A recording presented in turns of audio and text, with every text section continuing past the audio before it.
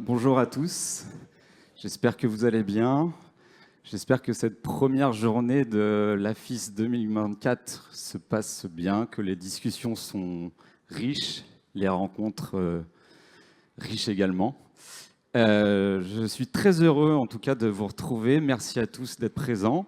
Je suis Quentin Velué, le chef adjoint de la rédaction économique de Jeune Afrique.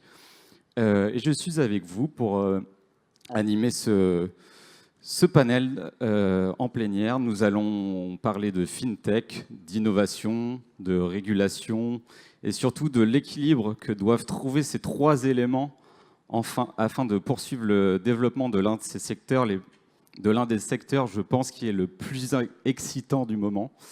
Alors, juste une petite information pour les francophones, ce panel va être en partie anglais. Donc si vous voulez vous équiper d'un casque de traduction, vous le pouvez maintenant. Et sans plus attendre, j'invite sur scène Ziad Badou, directeur de Deloitte Conseil Maroc. Il sera notre expert du jour. Bonjour Ziad. En charge de nous esquisser un état des lieux plus précis des enjeux qui entourent la question. Et Ziad, c'est à vous. Bonjour. Ziad Badou, enchanté. Merci de me donner l'opportunité de faire cette intervention. Donc tout d'abord, pour commencer ce panel, ce riche panel, je voulais commencer déjà par rappeler la chance qu'on a en Afrique de pouvoir disposer d'une population assez jeune, assez dynamique et qui offre bien sûr beaucoup d'opportunités sur toutes les évolutions technologiques qu'on peut constater aujourd'hui en Afrique et dans le monde. Donc on a aujourd'hui un accès qui est beaucoup plus important aux services Internet, aux services mobiles en Afrique, avec une dynamique qui va s'accentuer d'ici 2030 et donc du coup offrir de nombreuses opportunités mais également des défis à tous les acteurs qui interagissent dans l'écosystème des paiements et notamment dans le système bancaire de façon générale. En parallèle de ces évolutions donc africaines sur l'usage finalement des nouvelles technologies, il y a aussi ce qu'on constate au niveau mondial, mais également l'Afrique n'y échappe pas aussi, c'est un changement finalement des usages, des comportements au niveau des jeunes, la façon de consommer finalement des services bancaires. Et cette évolution dans la façon de consommer ces services-là pousse forcément les acteurs à digitaliser de plus en plus leurs services, les pousse à rentrer dans une dynamique d'inclusion financière un peu plus forte en agissant dans des zones économiques qui sont peut-être un peu plus enclavées aujourd'hui. Et tout ça dans le but, bien sûr, d'améliorer finalement les transactions transfrontalières, l'interopérabilité entre les différents acteurs et faciliter finalement les transactions économiques au sein même de l'Afrique. Donc, quand on parle d'interopérabilité, quand on parle de paiement mobile, il faut absolument rappeler qu'il y a deux leviers finalement principaux qui répondent ou qui permettent finalement cette interopérabilité, en tout cas ces technologies-là. Il y a un premier sujet d'infrastructure et un deuxième sujet qui est principalement lié à la réglementation, et c'est ce qu'on verra tout à l'heure avec les participants des banques centrales, etc. Quand je parle d'infrastructure, aujourd'hui, on est dans des approches très hétérogènes en Afrique. Il y a principalement, par exemple, si on prend l'Afrique du Nord, au niveau du Maghreb, on va plutôt se focaliser sur des infrastructures déjà existantes, comme des switches nationaux qui sont déjà là pour interopérer finalement les paiements traditionnels et sur lesquels on va venir plugger finalement les nouvelles technologies relatives aux paiements mobiles. Et ça, c'est des choses qu'on constate, c'est des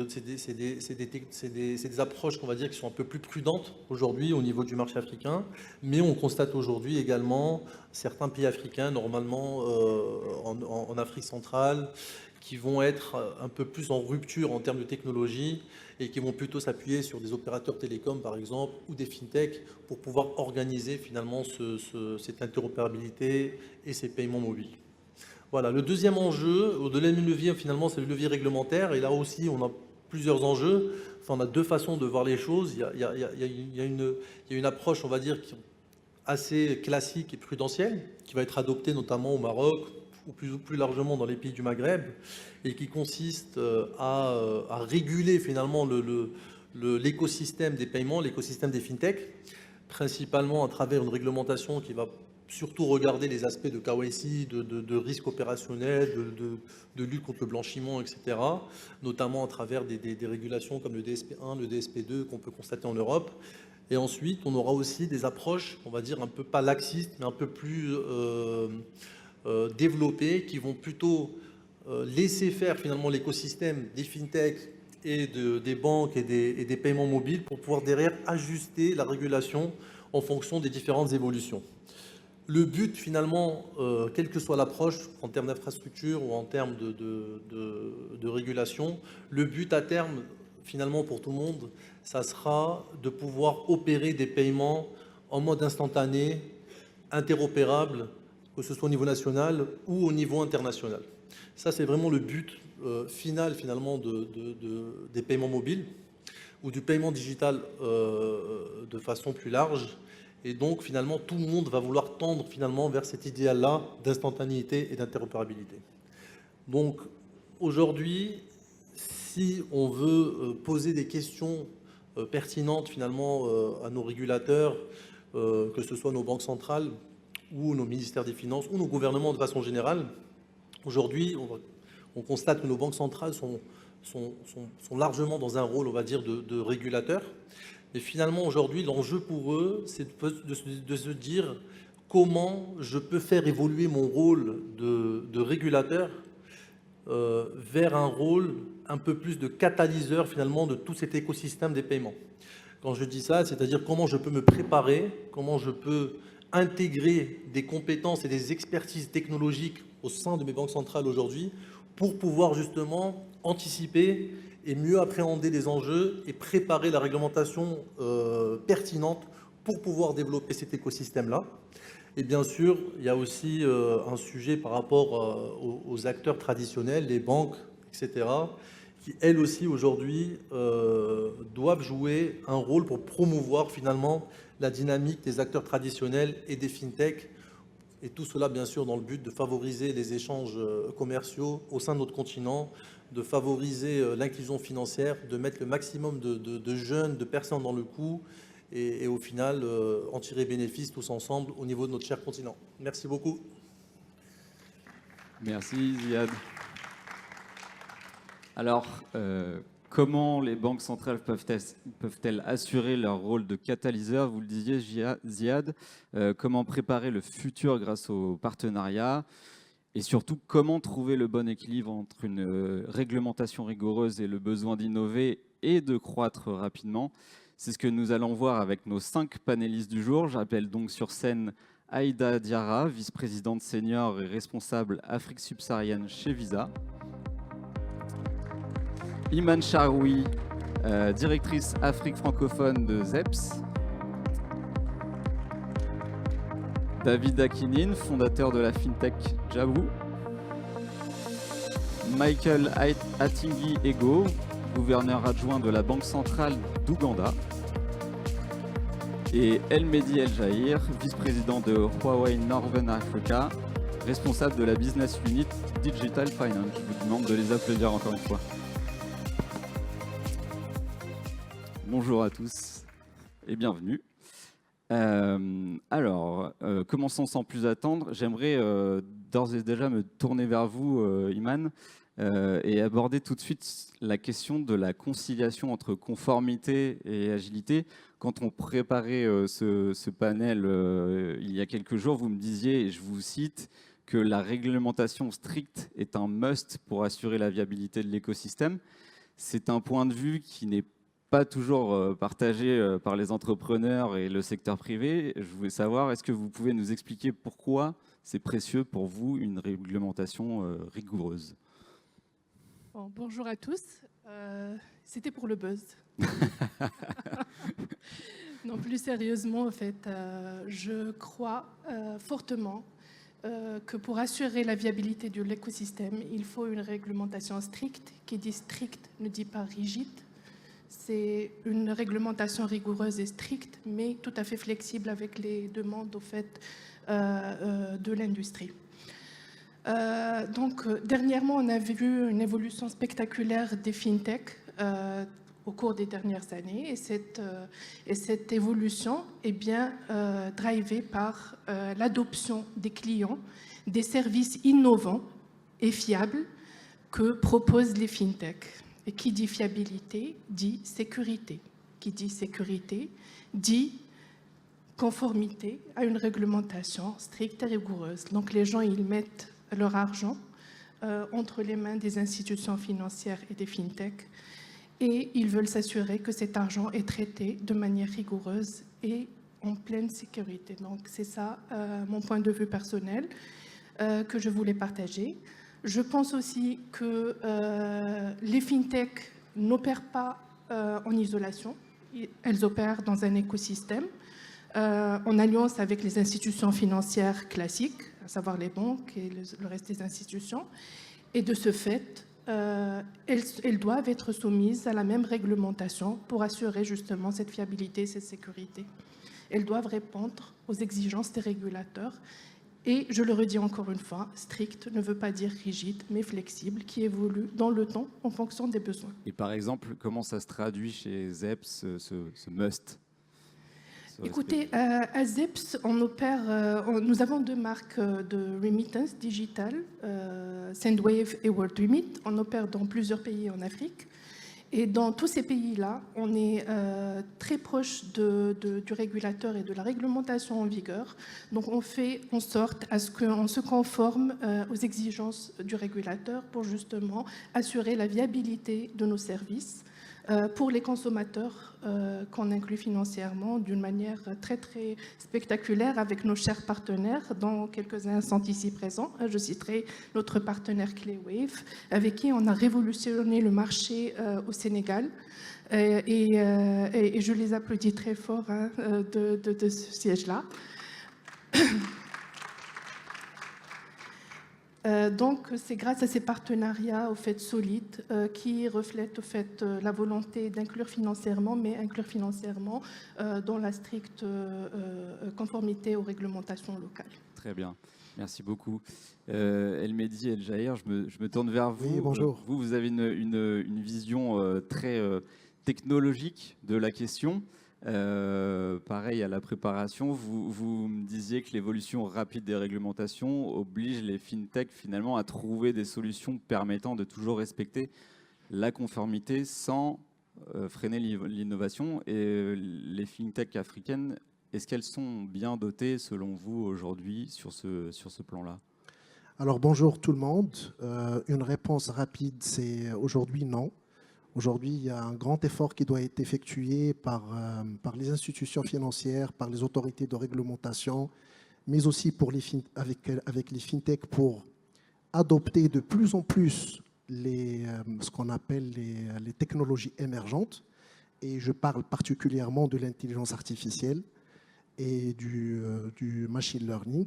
Alors aujourd'hui, quand on parle de l'Afrique, quand on parle du contexte de l'Afrique, c'est vrai que le sujet aujourd'hui, c'est comment traiter cette dualité entre, d'un côté, poser des réglementations qui sont solides, qui sont fortes, et de l'autre côté, comment préserver l'innovation. Il y a cette dualité, et c'est en fait pour avancer sur ce sujet-là, donc c'est une question de collaboration entre différents acteurs. Donc entre les banques centrales, entre les acteurs de la technologie, entre les fintechs, entre les institutions financières. Donc il y a pas mal d'acteurs qui sont concernés par cette problématique.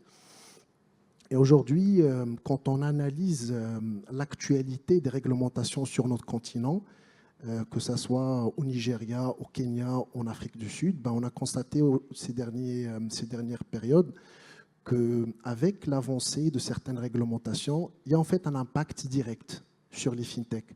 On a vu au Kenya pas mal de pénalités donc, qui se sont appliquées sur des fintechs, sur des opérateurs du monde du mobile money. On a vu même chose au niveau du Nigeria, donc avec ce qu'on appelle le e-payment tax, donc qui est en fait une sorte de taxe qui est appliquée quand on fait des paiements digitaux.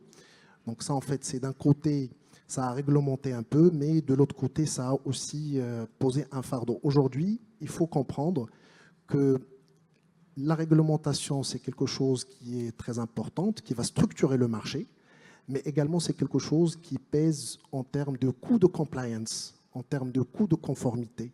Et il faut savoir, en fait, c'est un investissement. C'est un investissement. Il faut savoir aussi qu'aujourd'hui, une fintech dépense à peu près 15% de son chiffre d'affaires sur la compliance.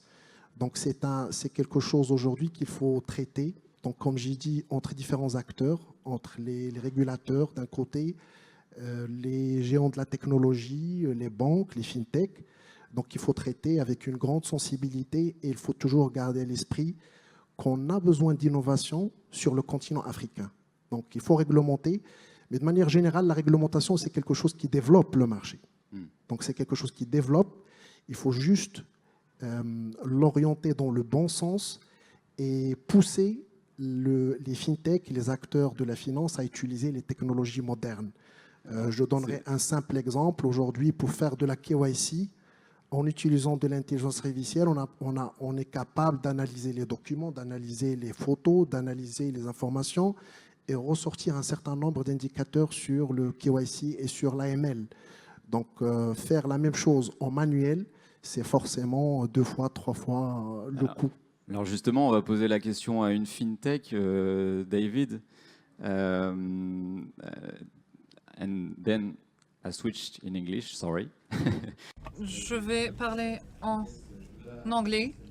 Juba a récemment passé d'un modèle B2B à un modèle de fintech pur. Et je me demandais, est-ce que les réglementations font partie une grande partie de ce changement? Est-ce que vous utilisez l'intelligence artificielle et ainsi de suite pour être en conformité? Merci. Alors, pour vous donner un peu de contexte sur ce que nous faisons, Jabu est une fintech qui est numérisation de cash, de liquide. Nous avons une machine que nous plaçons dans les guichets, les distributeurs d'argent, et vous avez une valeur instantanée dans votre portefeuille. Il y a une interopérabilité. Vous pouvez choisir quelle banque, ce que vous voulez. Donc, pour répondre maintenant à votre question, j'étais en train de suivre en français. Et je pense que la première chose sur laquelle nous avons bien rigolé d'ici 100 ans, c'est que nous sommes en train de parler de réglementation comme un privilège, un luxe, plutôt qu'une obligation. En tant que CEO de FinTech, je pense que nous avons besoin de réglementation, de régulation. Je pense que les réglementations bancaires ou de la FinTech sont les fondements de la société. Personne ne discute. Est-ce que vous devez vous arrêter dans un feu rouge? C'est la règle, c'est la loi. C'est comme ça que nos cités, villes fonctionnent. Si vous revenez aux histoires les plus anciennes, aux livres les plus anciens entre les humains, c'est comme ça, je pense, que les réglementations doivent marcher. On ne discute pas si on devrait, mais quand? Et je pense que ce qui manque, sont des conversations comme celle-ci, mais des conversations responsabilisantes et non pas juste où le privé parle entre lui-même, entre ses institutions, mais une implication du gouvernement. Il faut aujourd'hui qu'on ait des règles, comme par exemple celle de ne pas pouvoir accéder ou aller dans un pays sans passeport. Disons par exemple Estonie, Namibie.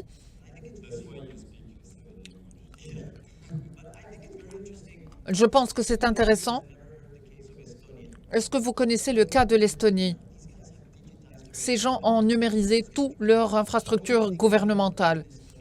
La seule chose, c'est que vous ne pouvez pas divorcer en ligne parce qu'ils veulent s'assurer que vous avez bien en parlé avec votre partenaire avant de divorcer. C'est la seule chose. Donc, d'une perspective régulatoire, réglementaire, on devrait avoir 2 éléments. Une KYC universelle. Je pense que l'Estonie est un petit pays, est un leader aujourd'hui. Comment est-ce qu'on peut avoir cette interopérabilité si on ne sait même pas quel est notre interlocuteur? Oui, il y a un réseau, il y a un pont, mais qui reçoit, si vous voulez, le paquet, le colis? Donc l'interopérabilité, on ne peut pas avoir de KYC si ce n'est pas universel et si on n'est pas interopérable Le CEO de MTN Mobile Money a dit il y a là quelques années, il pensait que ce n'est pas bon pour le business, les affaires, d'être interopérable. Il l'a admis haut et fort. Et bien sûr, il a dit que maintenant, il a changé d'avis et qu'il croit que le réseau serait plus grand. C'est meilleur pour les banques centrales, c'est meilleur pour les partenaires. Mais le reste des banques pense toujours que ce n'est pas bon pour les affaires et on ne peut pas que nous connecter. Quel est le point d'avoir des routes, d'avoir un réseau? Et je pense que ce sont les deux choses qui font que nous n'allons pas vraiment à la vitesse que nous souhaitons. La FinTech n'est qu'une partie, la discussion est beaucoup plus importante. Lorsque vous avez pas beaucoup de personnel pour suivre les réglementations, pour être en conformité quotidiennement, on n'a aucune idée de ce que nous faisons, donc nous communiquons avec les autorités régulatoires ou réglementaires. Et c'est comme ça qu'on comprend chaque jour comment est-ce qu'on peut accéder au marché. Et à chaque jour, en écoutant des experts, des façons de faire, nous changeons d'avis. Et puis, parce que par exemple, lorsque j'écoute le monsieur là, le panéliste parler, je viens de changer d'avis. Évidemment, tout en restant en conformité avec la vision du pays. Je reviens vers vous, Iman Charioui. Vous appelez à faire évoluer la couverture en matière d'assurance pour les fintech afin d'encourager l'innovation et l'agilité. Est-ce que vous pouvez nous en dire plus sur ce point précis? Oui, parfaitement, tout à fait. Donc, Mehdi, il a soulevé un point très important qui est le coût pour les fintech, au fait de matcher cette réglementation dans les différents marchés où elles opèrent et aussi de l'effort technique derrière on va dire, derrière au fait cette pratique de conformité à la réglementation. Donc tout ceci a un coût, et comme je l'ai dit tout à l'heure, les fintech, tout autant que les institutions financières, sont soumises à la même réglementation. Ça, c'est un fait. Mais de l'autre côté, les cyberattaques sont plus connues chez les fintech que chez les institutions financières classiques. Les fintechs sont plus, au fait, aussi ciblés par les fraudeurs. Donc, ce taux élevé de fraude, au fait, qu'on connaît, et ce taux élevé de cyberattaques que connaît le monde des fintechs, fait qu'aujourd'hui, les fintechs doivent réévaluer leur couverture en matière d'assurance. Donc, la RC professionnelle classique ne couvre pas forcément leurs besoins en termes de gestion de risque, tout autant que les institutions financières. Donc peut-être ça, c'est un volet important qui doit être revu par les fintechs de manière à pallier aux problèmes de coûts que vous avez évoqués, bien entendu, Mehdi. Et pour moi, au fait, il ne s'agit pas de freiner la réglementation. Non, la réglementation doit évoluer tant que l'écosystème évolue et les fintechs évoluent. Donc il y a une évolution en parallèle qui se passe. Et pour cela, il faut être proactif en termes de couverture, de gestion de risques, etc. Il y a aussi la cyberassurance. Aujourd'hui, on parle de cyberassurance, surtout avec l'évolution, comme a dit tout à l'heure notre expert. On est passé de la PSD1 à la PSD2, à la PSD3. Et chaque fois qu'une nouvelle, on va dire, directive sort, elle vient ramener d'autres exigences qui ramènent les fintechs à mettre en place des mesures technologiques pour être encore plus strictes en matière de conformité et pour protéger plus leurs clients. Donc tout ceci a un coût et tout ceci doit être couvert. Donc les besoins en termes d'assurance ne sont pas les mêmes que les institutions financières. Peut-être c'est un levier qui va aider à évoluer sans freiner l'agilité que requiert l'innovation dans ce secteur-là. Donc ça, c'est aussi mon point de vue. C'est un appel de votre part, du coup. alors, si tu permets, oui. Quentin, juste une information pour compléter ce que Madame Iman a dit. Donc, elle a évoqué un point très important, qui est en fait la fraude et la cybersécurité sur le continent africain. En fait, être une fintech sur le continent africain est un vrai challenge. D'un côté, des réglementations, des sandbox qui manquent, mais également un contexte très challengeant. Alors, juste quelques informations pour partager avec vous. Sur le continent africain, il y a 500 millions de personnes qui n'ont pas d'identité officielle, donc qui n'ont pas d'ID officiel, qui ne sont pas enregistrés dans l'état civil. Et moi, je me rappelle, j'étais en train de parler avec un banquier dans un pays africain. Je lui ai dit, vous ne donnez pas assez de financement dans ce pays-là. Et il m'a dit, bah, écoute, dans ce pays-là, les gens peuvent changer d'identité. Donc, on peut octroyer un crédit, le lendemain, on n'a pas la possibilité de le poursuivre. Donc, il y a ce problème d'identité. Également, il faut savoir aujourd'hui que sur le continent africain, le coût de la fraude annuelle est entre 4 à 6 milliards de dollars par an. Donc, ils sont en fait perdus chaque année chez les fintechs, chez les institutions financières. Donc, c'est une vraie problématique. Et là encore, on revient en fait à un sujet très important, la collaboration entre les différents acteurs. La création de hubs régionaux pour le suivi des menaces de cybersécurité, des menaces de fraude, et également un rôle des banques centrales pour aider les fintechs à mieux intégrer les technologies et le cadre de prévention et de lutte contre la fraude et contre la cybercriminalité. Très bien, merci. Et du coup, on va se tourner vers un gouverneur de banque centrale. Mr. Michael Aitingiego, I turn to you on the subject of... Pour le sujet d'attirer les investisseurs internationaux, tout d'abord, en tant que banque centrale de l'Ouganda, vous encouragez la FinTech et les banques pour qu'elles travaillent mieux ensemble. Quel est le rôle qu'une banque centrale peut jouer? Merci infiniment. Bienvenue à tous. Bonjour. Alors, je vais vous mettre dans le contexte. L'objectif a changé de la Banque centrale de l'Ouganda. Nous faisons la promotion avant de la stabilité et de la promotion du secteur. Mais pour avoir une certaine pertinence, nous faisons aussi la promotion de la stabilité, mais aussi la transformation économique. Et donc, soutenir la transformation économique et sociale, ça nous a fait penser au nouveau modèle de financement. Parce que si vous allez avoir cette transformation socio-économique, vous allez en train de lever les gens du bas de la pyramide vers son haut. Et donc, en tant que banque centrale, on a dû repenser comment pouvons-nous changer le bas de cette pyramide.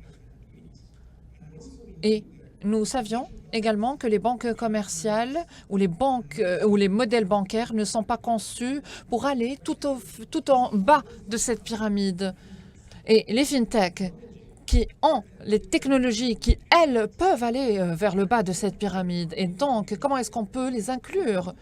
Par exemple, si vous voyez par exemple les banques commerciales, elles sont des modèles de crédit traditionnels, utilisent tout ce qui est collatéral, mais le fintech utilise l'intelligence artificielle pour aller vers le bas de cette pyramide. Donc la question était comment pour pouvoir travailler ensemble de façon à ce qu'on puisse changer ce bas de pyramide et faire en sorte d'améliorer le bien-être de ces gens-là.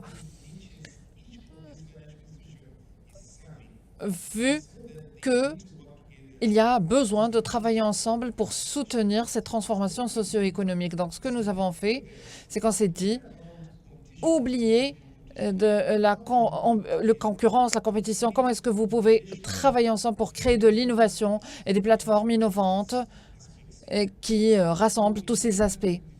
Et donc, nous leur avons demandé de développer des services intégrés qui peuvent aller vers le bas de cette pyramide tout en utilisant des technologies pour créer des solutions financières pour ceux qui sont en bas de la pyramide. Et donc, on a fait en sorte qu'ils travaillent ensemble pour trouver des produits qui vont faire face à cela. Donc, on savait que pour que ça se fasse, il fallait avoir de l'open data et de la banque ouverte ou du open banking. Et on devait reconnaître les défis uniques auxquels faisait face le pays et donc avoir des mécanismes beaucoup plus conformes, par exemple en protection des données, en termes de protection de données, parce que si vous allez avoir des sources ouvertes, des données à source ouverte ou du bancaire à source ouverte, il faut encourager l'innovation technologique, mais également fournir des directives bien claires pour ces modèles financiers. Donc ces gens-là aujourd'hui sont en train de travailler ensemble. Ils ont aujourd'hui des produits conjoints. Est-ce que vous avez un exemple réel à partager avec nous? Oui, je peux vous donner un exemple. Les banques ont des liquidités, n'est-ce pas, qu'ils veulent créditer, mais parce qu'ils ne le font pas, ils ont peur de donner ces crédits, d'emprunter plutôt cet argent aux gens qui sont tout à fait en bas de la pyramide, parce qu'ils trouvent que c'est risqué. Mais ils savent en même temps que ces fintechs sont en train de faire des affaires avec ces gens. Et donc, ils leur vendent des crédits. Ils vendent des crédits aux fintechs. Et ces fintechs-là, elles passent les mêmes crédits. Donc, au nom de ces banques commerciales, les fintechs sont en train d'emprunter de l'argent à ces gens-là qui sont tout à fait en bas de la pyramide. Et donc, l'évolution de ces systèmes de microfinancement que les microéconomies, les micro-assurances ou les micro-crédits sont un résultat aujourd'hui de l'intégration des services des banques et de la fintech. C'est une façon qui a complètement perturbé ce crédit traditionnel et ces systèmes d'allocation très... Je voulais savoir, on sait que Visa se positionne souvent comme mentor, voire investisseur au sein de startups du continent et de FinTech en particulier. Qu'est-ce qu'un groupe multinational d'origine américaine, avec les attentes qu'on lui connaît, qu'est-ce qu'il regarde avant tout quand il étudie un pays ou investir dans le tissu et dans les FinTech locales? Thank you for the question and good afternoon to all. Your question. Merci beaucoup pour la question. Votre question est intéressante dans le sens où la manière dont nous voyons la chose, c'est de dire que chaque acteur qui est dans l'écosystème des paiements et qui contribue à l'innovation et à digitaliser les paiements et à créer des opportunités est celui avec lequel nous devons nous mettre en partenariat. Et donc, lorsque vous voyez ce que la FinTech apporte au secteur, c'est phénoménal. Il s'agit de créer l'accès de la part pour les consommateurs et pour les commerçants en concevant des solutions uniques pour les petits commerçants. Et donc, lorsqu'on s'intéresse au rôle que nous avons dans le réseau que nous avons, nous voulons nous assurer que nous allons embarquer les FinTech avec nous et que pour créer plus d'opportunités en digitalisant les paiements. Et nous faisons cela de différentes manières. Je pense que c'était la semaine dernière, nous étions à Cape Town et nous avons soutenu le programme d'accélération des FinTech, un événement phénoménal où vous voyez à quel point l'innovation est importante en Afrique. Et là, qu'est-ce que nous faisons? Nous ajoutons nos services à valeur ajoutée avec la FinTech. Nous les formons, parfois nous les certifions, juste pour avoir toute cette gouvernance dont nous avons parlé un peu plus tôt. Et vous savez, la manière dont on se met en partenariat varie selon les besoins des FinTech. Parfois, c'est un accord commercial, parfois c'est un investissement, parfois c'est vraiment une formation ou un coaching, mais ce n'est pas si vous voulez ou pas être partenaire, mais comment Comment est-ce que vous pouvez capitaliser sur les innovations que ces acteurs apportent à l'écosystème? Merci. David, je me demandais d'un point de vue de start-up, vous avez levé au moins 20 millions de dollars de la part d'investisseurs internationaux. Comment est-ce qu'ils voient la fragmentation de la réglementation en Afrique? Qu'est-ce qu'ils vous disent par rapport à cela? Tout d'abord, je voudrais revenir à ce que Aïda disait. Nous faisons partie du programme accélérateur Visa et c'est une manière incroyable. Donc, c'est ce qu'une grande entreprise avec une grande présence internationale essaie de faire. Et c'est exactement ce qui peut aider les investisseurs à comprendre le marché fragmenté. Tout le monde se dit en Afrique, ça doit être des investissements en Afrique qui restent en Afrique. Mais si vous n'ouvrez pas les portes pour laisser de grands acteurs internationaux se sentir chez eux, Aïda est à la maison, mais son entreprise, non. Nous n'allons jamais créer cet écosystème. Et donc, je pense que nous y sommes peut-être déjà. C'est un capacitateur, ça nous permet d'avoir des discussions avec les investisseurs. Ça me ramène au passé. Je suis parti en Namibie il y a 11 ans où j'ai habité. Les seuls qui ont compris, c'était mes parents parce qu'ils avaient confiance en moi. Mes amis me disaient « mais tu es complètement fou ». Mais quand j'ai commencé à parler aux investisseurs pour lever des fonds, ma première entreprise était dans l'immobilier. Je voulais faire n'importe quoi dans cet espace. Et tout le monde m'a dit, la Namibie est toute petite. Vous avez ce défi de la taille du marché. Jérémy, aujourd'hui, en a parlé. Il a juste levé 400 millions de dollars d'obligations. Un investisseur lui a dit, c'est un petit marché. Vous me demandez de ce que disent les investisseurs par rapport à notre espace fragmenté. Écoute, mon gars, quelles que soient les institutions, elles ont des difficultés en Afrique. Et je pense qu'il s'agit d'avoir plus de conversations dans ce sens, d'avoir les grands, les petits ensemble, les internationaux, les locaux, de tout mixer. Mais chaque étape que vous allez entreprendre doit commencer par un petit projet. Le meilleur exemple dans l'immobilier, en Namibie, pendant les 15 dernières années, ils ont parlé de construire 6000 maisons. En Namibie, je suis sûr, au Maroc, en Algérie, en Égypte, si quelqu'un veut un projet de 6000 maisons, ces projets ne démarrent jamais. C'est très difficile de les faire démarrer. Et pour y arriver, lorsque j'étais dans la construction, c'est de commencer. C'est la seule manière de faire les choses. Et c'est ce que j'ai fait aussi avec Visa. À chaque fois que nous faisons quelque chose, on se dit, il faut construire 3 maisons. Et prouvons à tout le monde qu'on a pu le faire. Ensuite 20, ensuite 50, éventuellement plusieurs unités de 50 qui vont devenir 6000. Et je pense que c'est la même chose avec les fintechs. Si vous voulez résoudre un problème, il faut le résoudre au niveau d'une localité. Régler problème par problème. Et quelqu'un va croire en vous. Parce que si vous avez des solutions qui vont s'accumuler, on va vous faire confiance. Et ça a été notre expérience, c'est de commencer vraiment petit. C'est vraiment la recette magique. Il faut commencer avec des petits projets pilotes et c'est la seule manière d'exécuter selon nous. Allez-y. Oui. Alors juste pour revenir sur un point très important qui a été cité par David, j'ai retenu 2 choses. C'est start small and kick off. Donc se lancer et commencer petit. Et justement ça en fait c'est un peu le gros challenge des fintechs sur le continent africain.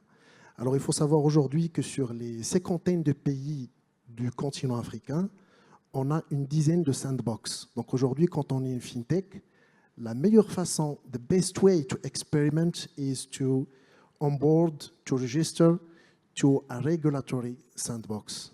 Et il y en a uniquement, je pense, 12 ou 13 sandbox sur l'ensemble du continent.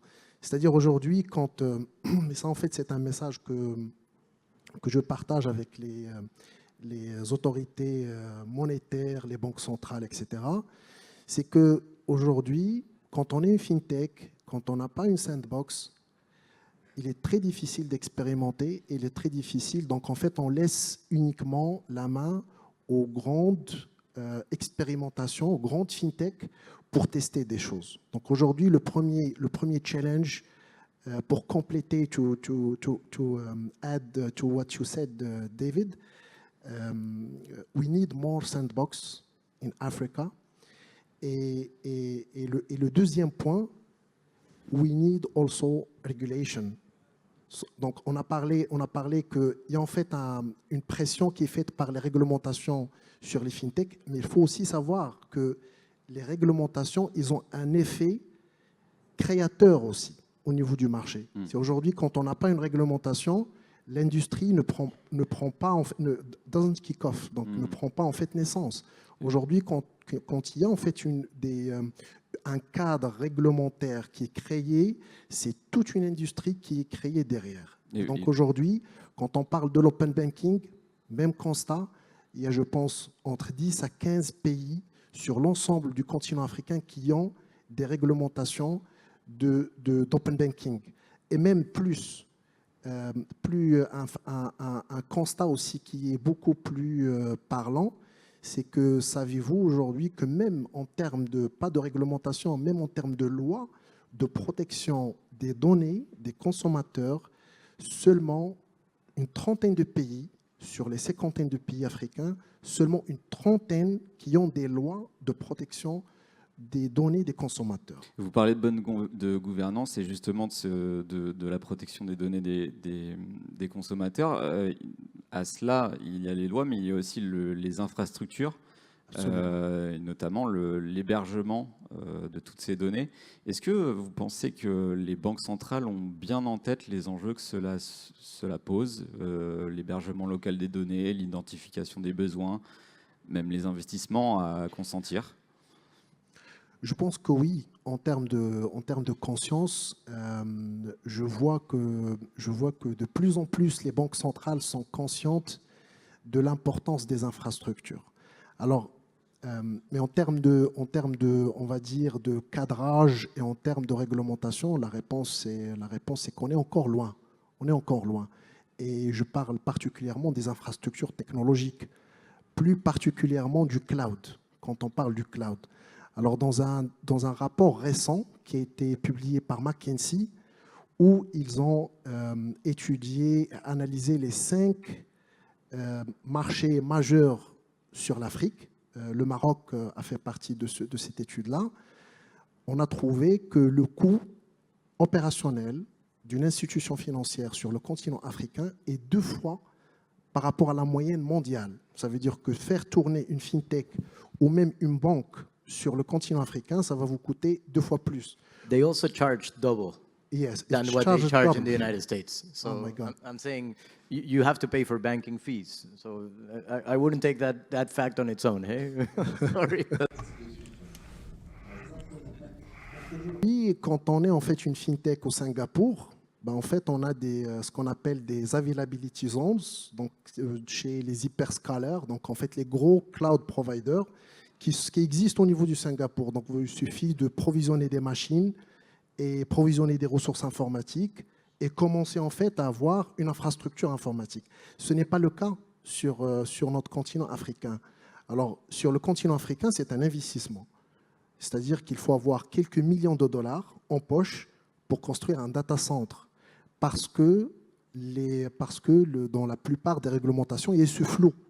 C'est-à-dire, est-ce que je suis autorisé à utiliser le cloud?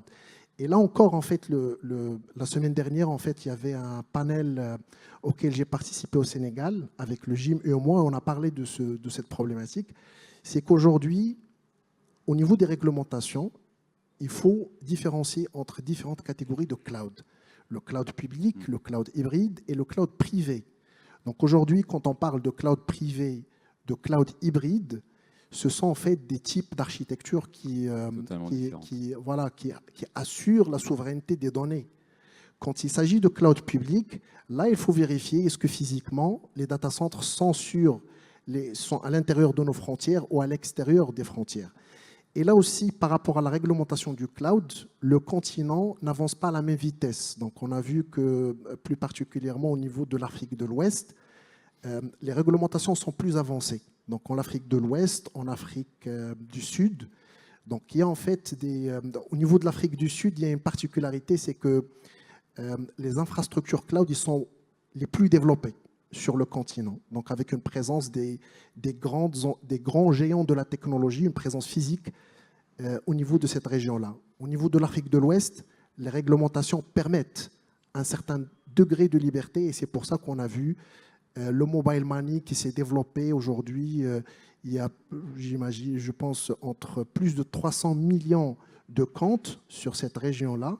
Donc, on a vu pas mal de fintech vraiment participer au développement de cette région-là. Voilà. Donc, je voudrais qu'on poursuive sur les bons exemples et les bonnes pratiques. On en parlait tout à l'heure. Aïda Diarra, je me retourne vers vous.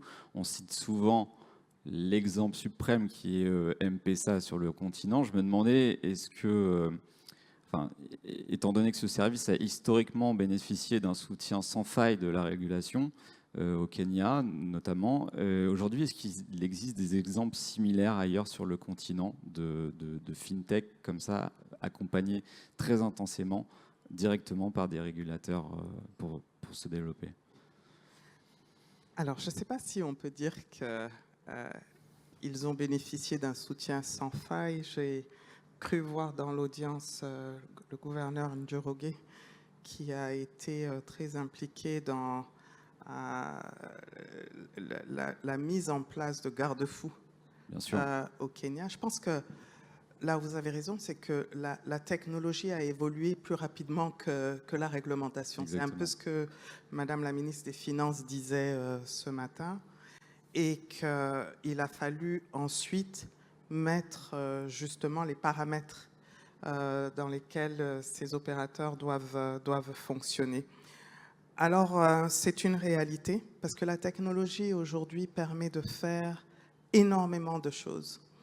Je vous donne un exemple personnel. Je racontais l'histoire à quelqu'un ce matin où je suis basée en Afrique du Sud, donc j'ai un fils de 15 ans. Je vais pour lui faire un top-up sur sa carte SIM et je mets 300 rands. Et je lui dis, je veux 300 rands de data. L'opérateur donc me facture et il me dit, mais je ne peux pas vous mettre 300 rands, je vais vous mettre 229 rands. Je lui dis, mais pourquoi je viens de vous payer 300 rands? Comment est-ce que... Et il me dit, mais non, mais votre fils a bénéficié de crédit, donc il a pu acheter de la data à crédit. Donc, on s'est remboursé sur l'argent que vous venez de payer. Ce qui m'a quand même interloqué en me disant, mais on a pu apporter un côté pratique à un moment donné où il avait besoin de cette data. Mais en même temps, on a créé une forme de crédit qui n'est pas du tout en ligne avec les valeurs que je veux lui inculquer en tant que parent. Donc, je le ramène à une échelle individuelle, mais imaginez à l'échelle macroéconomique ce que ça veut dire. Donc, besoin d'avoir une réglementation, mais ce n'est pas une mission impossible. Hein.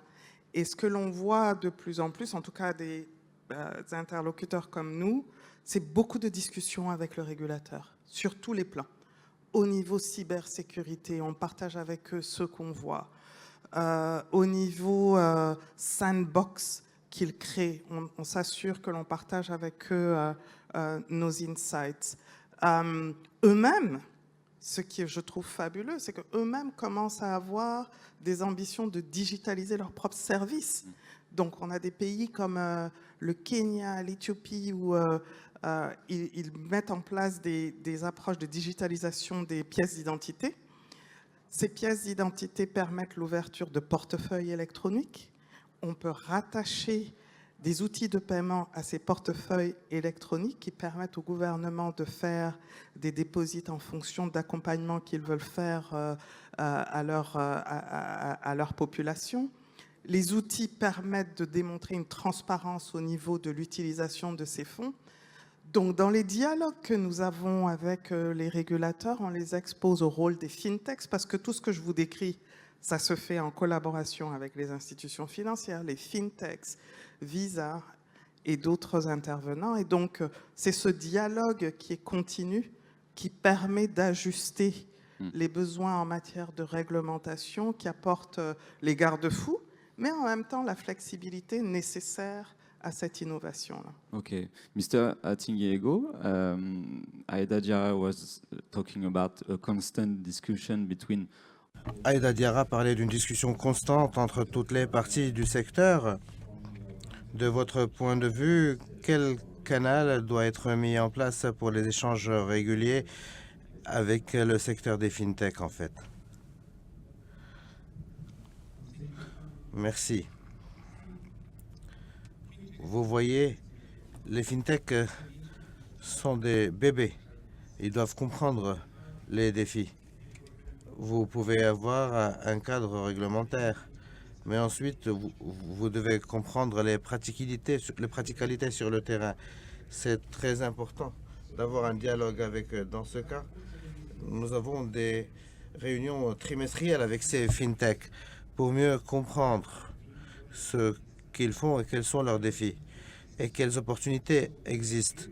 Et donc, nous nous sommes mis d'accord avec eux que ce que vous devez faire croître de manière annuelle pour arriver à nos objectifs d'inclusion financière et qu'est-ce qui vous limite et qui nous empêche de réaliser cela. Donc, ces dialogues réguliers sont là pour mieux comprendre. Nous sommes là pour mieux comprendre leurs problèmes. Est-ce que c'est un problème de réglementation ou si c'est la manière dont ils travaillent avec les banques commerciales? Porte-monnaie à banque, monnaie à porte-monnaie, peut-être pas, ça peut être un petit peu coûteux. Donc, nous essayons de savoir ce à quoi ils font face sur le terrain. En même temps, nous avons un forum qui rassemble les fintech et les banques. Et ensuite, ils partagent des solutions et des défis. Nous avons un groupe de travail technique.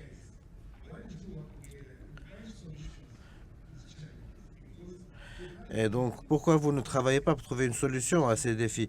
Nous avons une cause commune pour laquelle nous devons travailler. Nous devons faire progresser l'inclusion financière et nous avons besoin de promouvoir une transformation socio-économique.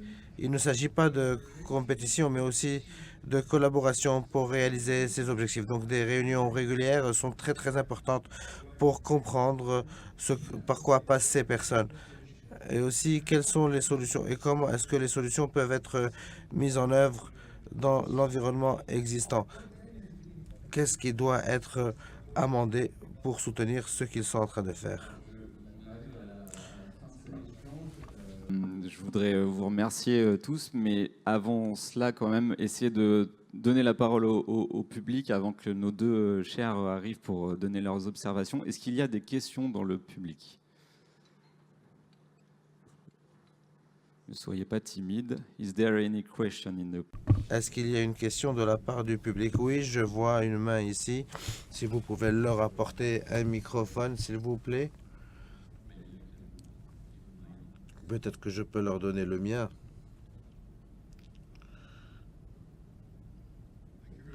Merci beaucoup. Je m'appelle Malik.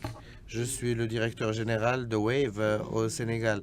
Ma question s'adresse à monsieur le vice-gouverneur Michael. Merci beaucoup pour vos idées. En fait, j'ai une question concernant les devises digitales et je voudrais savoir quel est votre point de vue, d'un point de vue de la Banque centrale. Quel est le plan et est-ce que vous pensez que cela pourrait être une solution pour renforcer la relation entre les banques centrales et les fintech? Merci.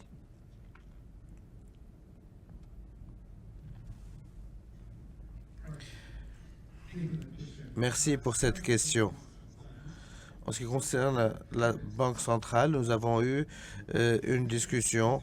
Nous avons écrit une note conceptuelle. Nous l'avons, une note de cadrage. Nous l'avons circulée vers les banques centrales qui sont déjà passées par ce parcours, au Ghana par exemple, au Nigeria et nos voisins, le Kenya. Nous avons compléter ces notes à tous les acteurs clés, les fintech, les banques commerciales, les universitaires et d'autres professionnels tels que l'institution de la blockchain du Ouganda.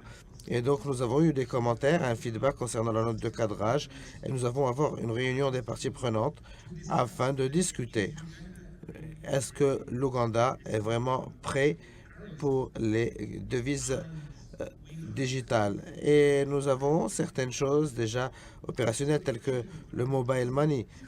Mais ceci doit être un effort consultatif. Vous ne pouvez pas imposer quelque chose aux parties prenantes. Nous voulons avoir l'opinion des parties prenantes. Quand est-ce qu'ils pensent qu'il sera le bon moment d'introduire les devises digitales au niveau de la Banque centrale ou pas? Et cette réunion va informer nos prochaines étapes. Nous allons parler des avantages, des inconvénients. Qu'est-ce que cela veut dire en termes des politiques et des réglementations? Tout cela sera discuté avec eux et cette réunion va éclairer ce qui va se passer à l'avenir. Mais qu'est-ce que cela veut dire pour les fintech? Certainement. Tout d'abord, cela dépend. Lorsque vous avez du CBDC en détail, ou alors si vous allez le faire au gros, le vendre au gros, vous devez avoir un intermédiaire à un certain moment. Est-ce que ce sera les banques commerciales? Qui va faire cela?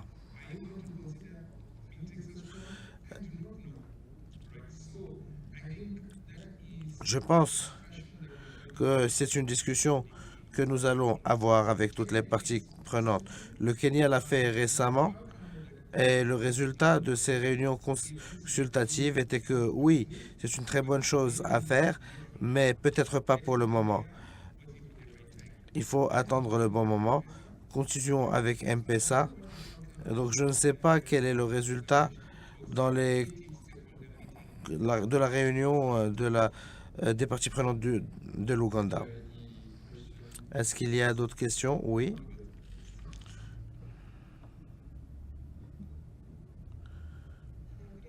Bonjour, je m'appelle CK Richard et je suis la PDG du Collège africain des assurances et de la protection sociale. Ma question s'adresse au panel. Nous avons parlé du cadre réglementaire en tant que question clé.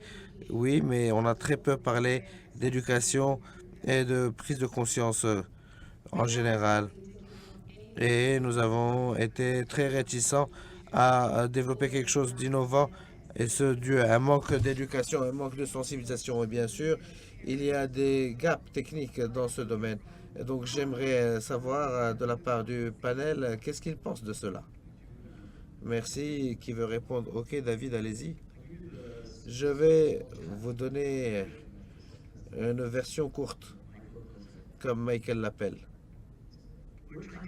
Nous essayons de faire que les gens mettent de l'argent dans un portefeuille, nous, notre entreprise. Et pour faire cela, vous devez transformer en cash quelque chose que vous voyez dans votre téléphone. La plupart des gens préfèrent le cash. Mais ce que nous avons fait, et ça fait partie de l'action qui transforme le portefeuille en réalité, c'est que nous allons dans des distributeurs. Tout notre business est l'éducation. On ne dit pas ça aux investisseurs, mais notre business concerne comment est-ce que nous éduquons quelqu'un à essayer de faire quelque chose qui sera meilleur pour eux après avoir identifié le problème. Donc on va à un distributeur de boissons et on leur dit, est-ce qu'on peut mettre un agent sur votre camion? Et donc l'agent va dans ce camion, il parle la langue du commerçant, il peut être quelqu'un du Rwanda, en Zambie, pas nécessairement un Zambien, et dès que cette personne va payer le chauffeur en cash, et il y a cet agent qui dit, attends, mettez le cash ici pour une seconde, donnez-moi votre pièce d'identité. Je vais vous montrer comment est-ce qu'on peut faire cela de manière digitale. Et on le fait 10 fois, peut-être 10 fois fois 3, 10 fois fois 6. Et parfois, ça peut prendre jusqu'à 10 fois pour que ce commerçant il peut se sentir à l'aise, que cet argent va se transformer en valeur et tout le monde est content. Aujourd'hui, ces chauffeurs de camions font cela pour nous. C'est comme cela que nous avons commencé. Il dit, je préfère pas avoir le cash, j'ai des enfants, c'est dangereux. Donc j'ai vu cet agent faire cela. Juste donne-moi le cash, va vers cet agent, mettez l'argent dans le portefeuille, il va être digitalisé. Mais il s'agit de créer lingua franca, un langage franc concernant la monnaie digitale. Mais les fintech, et je pense que c'est pour cela qu'ils nous appellent les petits bébés. Et nous essayons de faire cela au niveau de la base du dernier kilomètre. Et ça change vraiment la dynamique. Et vous avez raison, il s'agit seulement d'éducation. Notre plus grand coût en marketing, c'est l'éducation. Les personnes sur le terrain qui parlent le même terrain, vous ne pouvez pas digitaliser tout ça. C'est une conversation d'humain à humain et ça requiert un soutien de tout l'écosystème. Merci beaucoup, David. Je pense qu'il ne nous reste plus beaucoup de temps. Et désolé, s'il y a une autre question, vous pourrez leur poser directement après. Je vous invite à rejoindre le public avant de... Et j'appelle maintenant... Oui, on peut les applaudir.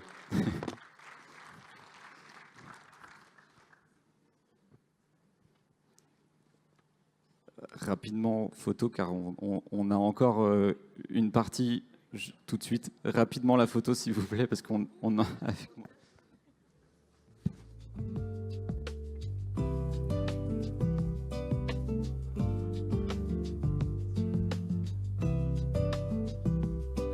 Le panel n'est pas fini. On a une petite partie de 10 minutes avec deux chairs. J'appelle sur scène Monsieur Aivo Andrianarivello, gouverneur de la Banque centrale de Madagascar. Vous pouvez l'applaudir. Et Madame Gertrude Tovela, qui représente la Banque centrale de Mozambique. Bienvenue à vous deux.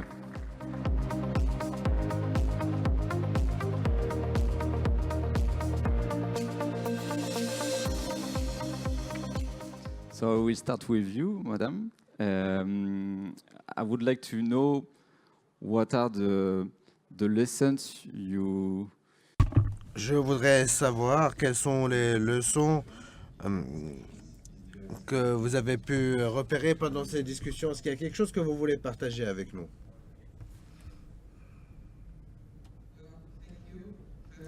Merci. Merci pour cette opportunité d'être là. Beaucoup a été dit concernant la réglementation et les fintech dans ce panel et dans cette session. Et nous allons continuer à discuter de tout cela pendant un bon bout de temps. Mais la manière dont je vois les choses est que ce que nous recherchons est un mirage ou un mariage entre les fintech et les régulateurs. Une sorte de relation harmonisée.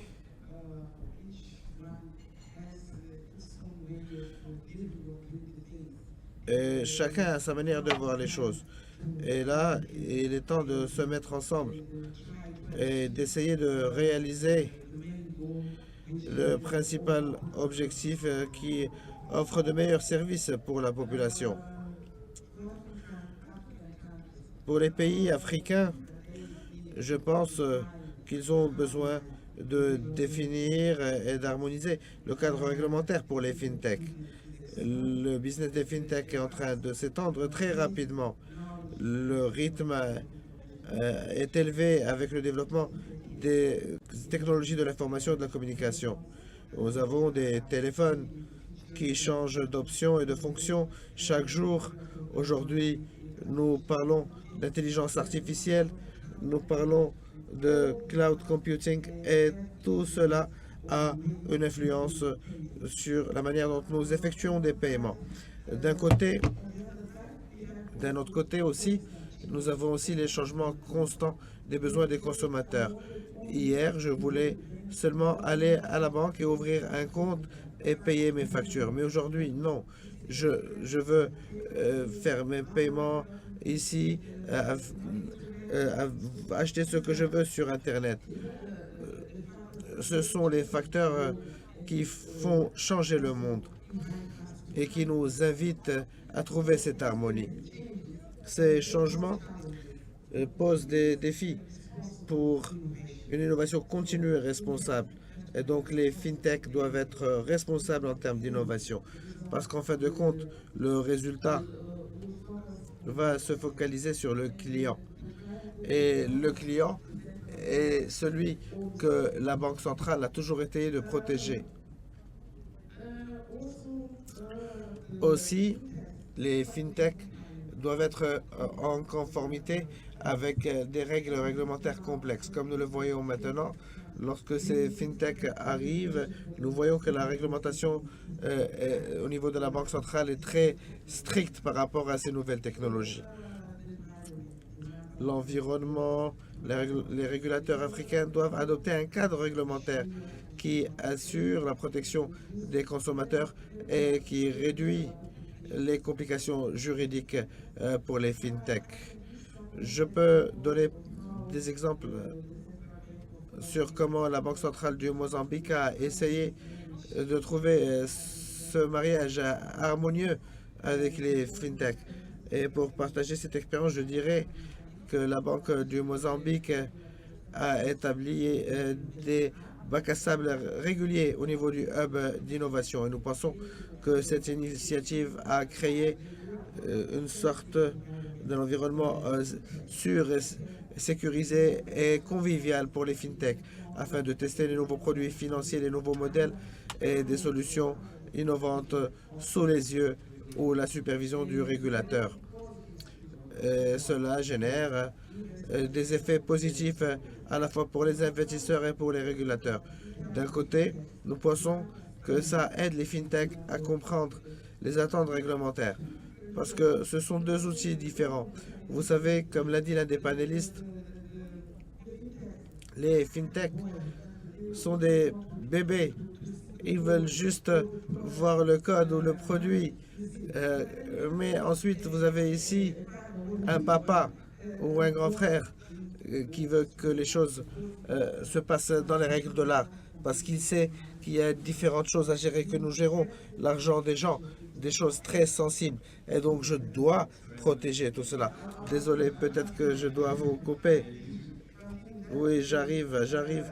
Juste pour dire que les fintechs, d'un côté, ils arrivent à comprendre les attentes du régulateur et leur permet de prendre les mesures nécessaires avant de lancer leurs produits au niveau du marché. Et d'un autre côté, cela permet aux régulateurs d'acquérir des connaissances spécialisées spéciales par rapport au marché et de renforcer les mises en œuvre d'un cadre réglementaire mis à jour. Qu'est-ce que vous pensez de ce que vient dire Madame la représentante de la Banque centrale de Mozambique? Est-ce que vous pensez que les fintechs sont des small boys un peu agités, etc. Comment vous les voyez? J'aborderai la question d'une autre façon. Ouais. Quand j'ai commencé à travailler pour une banque, c'était dans les années 90. Pour envoyer de l'argent, il vous faut, le plus vite, c'est 3 jours. Le plus lent, c'est 45 jours. Actuellement, vous envoyez de l'argent, la durée est 3 secondes à 45 secondes. Si l'argent n'arrive pas en 45 secondes, vous paniquez. Alors qu'il fallait 45 jours pour cet argent de venir. Mais, de l'autre côté, et là, elle a raison que c'est la technologie, c'est comme un garçon qui s'excite parce que en 45 secondes, vous pouvez aussi perdre l'argent que vous avez envoyé. Et c'est là le dilemme. Envoyer très vite, mais le perdre très vite aussi. Comment l'empêcher? C'est la régulation, les réglementations, la sécurisation des transactions.